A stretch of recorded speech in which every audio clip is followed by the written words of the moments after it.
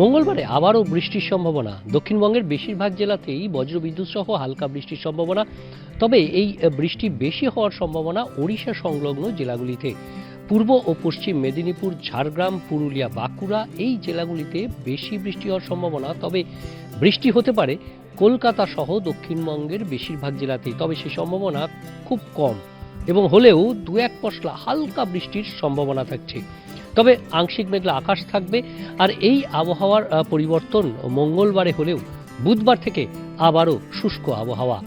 বুধবার থেকে শনিবার পর্যন্ত শুষ্ক আবহাওয়া থাকবে এবং এই শুষ্ক আবহাওয়ার সঙ্গে সঙ্গে বুধবার থেকে তাপমাত্রা কিছুটা বাড়বে।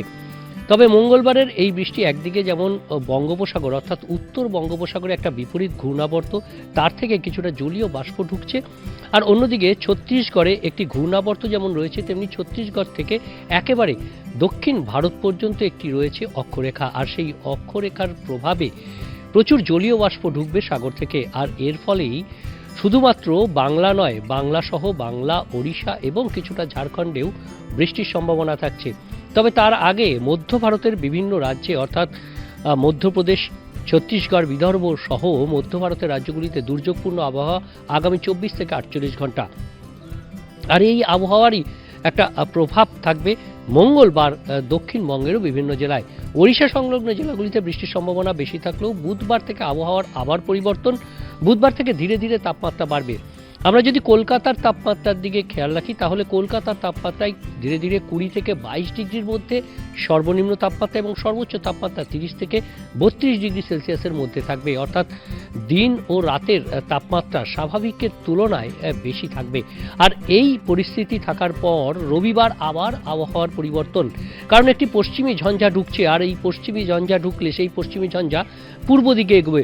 আর তার ফলেই আবার রবিবারে আবহাওয়ার পরিবর্তন হতে পারে। অর্থাৎ মার্চের শুরুতে আবার আবহাওয়ার পরিবর্তনের সম্ভাবনা। দুর্যোগপূর্ণ আবহাওয়া হতে পারে একেবারে ওপরের দিকে অর্থাৎ দার্জিলিং, কালিম্পং সহ, কারণ সিকিম, অরুণাচল প্রদেশ সহ উত্তর পূর্ব ভারতের রাজ্যগুলিতে আবহাওয়ার পরিবর্তন হবে, বৃষ্টি হবে। অরুণাচল প্রদেশে তুষারপাত, সিকিমে তুষারপাতের সম্ভাবনা।